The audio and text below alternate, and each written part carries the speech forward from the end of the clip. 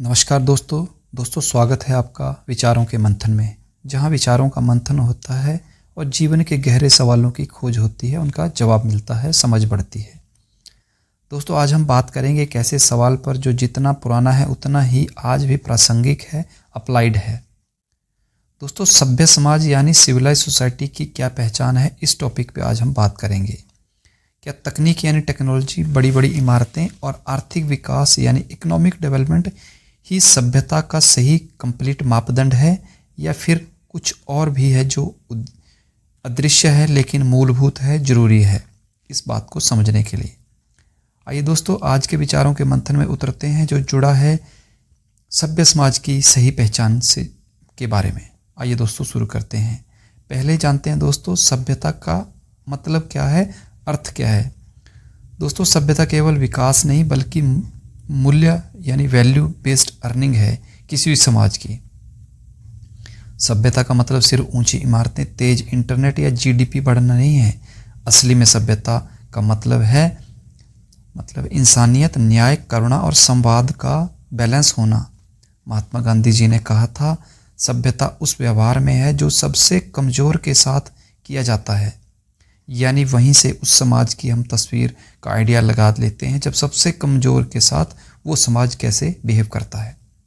तो एक सभ्य समाज की पहचान का आइडिया हम लगा सकते हैं, कैसे वह अपने कमज़ोर वर्गों को संभालता है, कैसे वह किसी भी असहमति को स्वीकार करता है या उसे कैसे डील करता है, और कैसे वह अपने जीवन मूल्यों को संरक्षित करता है, प्रोटेक्ट करता है। आइए दोस्तों अब बात करते हैं वैश्विक स्तर पे सिविलाइज सोसाइटी यानी सभ्य समाज के कुछ उदाहरणों से इस टॉपिक को समझते हैं। आइए दोस्तों न्यूजीलैंड का उदाहरण लेते हैं। जब क्राइस्ट चर्च में आतंकी हमला हुआ तो उस देश के प्रधानमंत्री जेसिंडा अर्डर्न ने जिस संवेदनशीलता के साथ उस विषय को हैंडल किया, वो एक एकता और करुणा से प्रतिक्रिया जो उन्होंने दी, वह एक सभ्य नेतृत्व की मिसाल बनी। और कैसे अदरवाइज कोई हम भड़का हुए या कोई एग्रेसिव स्टेटमेंट दें तो छोटी सी बात का बवाल भी बन सकता है। तो जिस तरीके से उन्होंने इस सिचुएशन को हैंडल किया वो एक सभ्य समाज का उदाहरण था। अब ये दोस्तों फिनलैंड एक देश की बात करते हैं। फिनलैंड देश में दोस्तों शिक्षा को अधिकार नहीं माना जाता बल्कि एक सम्मान माना जाता है। वहाँ शिक्षक सबसे सम्मानित पेशों में गिना जाता है क्योंकि वह देश ज्ञान को पूजता है और सभ्य समाज का एक उदाहरण प्रस्तुत करता है।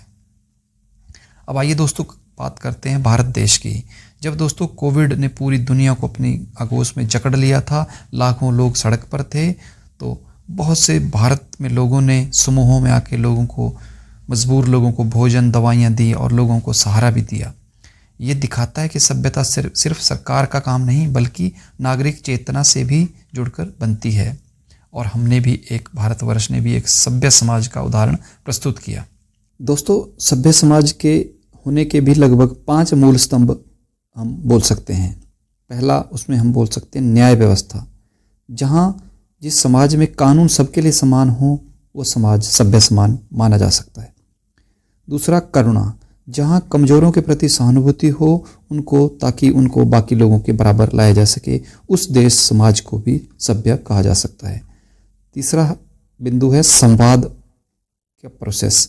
जी दोस्तों असहमति करने वालों को भी सम्मान जहाँ दिया जाता है वो देश भी, समाज भी सभ्य कहा जाता है। चौथा बिंदु है समानता का भाव। जी हाँ दोस्तों, जिस समाज में जाति, धर्म, लिंग से ऊपर उठ के मानवता ऊपर होती हो और सबको समान नज़र से देखा जाए, वो देश, राष्ट्र भी सभ्य समाज कहा जाता है। पांचवा बिंदु इसमें आता है जवाबदेही का। जी हाँ, कोई भी सिविलाइज सोसाइटी जहाँ सत्ता और नागरिक दोनों की बराबर जिम्मेवारी होती है, वही राष्ट्र सिविलाइज राष्ट्र कहलाता है और वो तरक्की करता है। जब दोस्तों ये 5 स्तंभ मजबूत होते हैं तो समाज सिर्फ विकसित नहीं बल्कि सभ्य होता है, और सभ्य कहलाता भी है, सभ्य दिखता भी है। अब आइए दोस्तों बात करते हैं सभ्यता और आत्मा का मिलन, इस बारे में बात समझते हैं। दोस्तों भारतीय दर्शन कहता है वसुधैव कुटुंबकम, यानी पूरा विश्व एक परिवार है, या कोई हिस्सों में लड़ने वाली बात नहीं है। सभ्यता सिर्फ बाहरी ढांचा नहीं है दोस्तों, यह भीतर की संस्कृति की इमेज दिखाता है।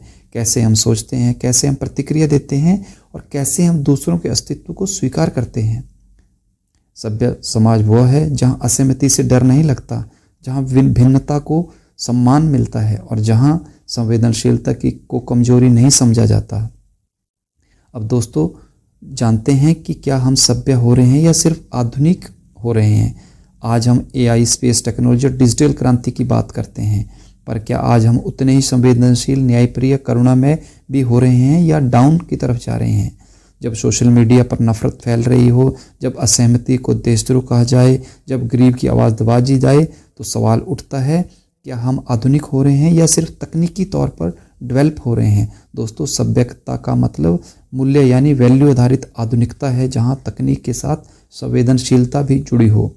अब दोस्तों हम बात करते हैं हम एक सिविलाइज समाज के लिए अब क्या कर सकते हैं ताकि हमारा भी कंट्रीब्यूशन अपने देश समाज के लिए हो सके। तो एक नागरिक के रूप में हमें संवाद को बढ़ावा देना चाहिए, असहमति को सम्मान देना चाहिए, कमजोरों के लिए आवाज़ बनना चाहिए, चाहे वो महिला हो, दलित हो या प्रवासी हो।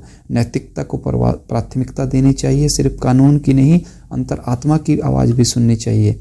सामाजिक पहल में भाग लेना चाहिए जो शिक्षा, स्वच्छता और पर्यावरण से जुड़ा हो।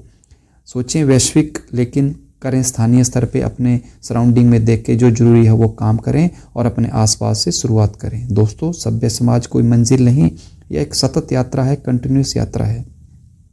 हर बार जब हम न्याय करते हैं, करुणा दिखाते हैं और संवाद को चुनते हैं, हम उस यात्रा में एक कदम आगे बढ़ते हैं। तो अगली बार जब आप कहें हम एक सभ्य समाज हैं, तो खुद से पूछिए क्या हम सच में सभ्य समाज हैं या सिर्फ सभ्य समाज बनना चाहते हैं।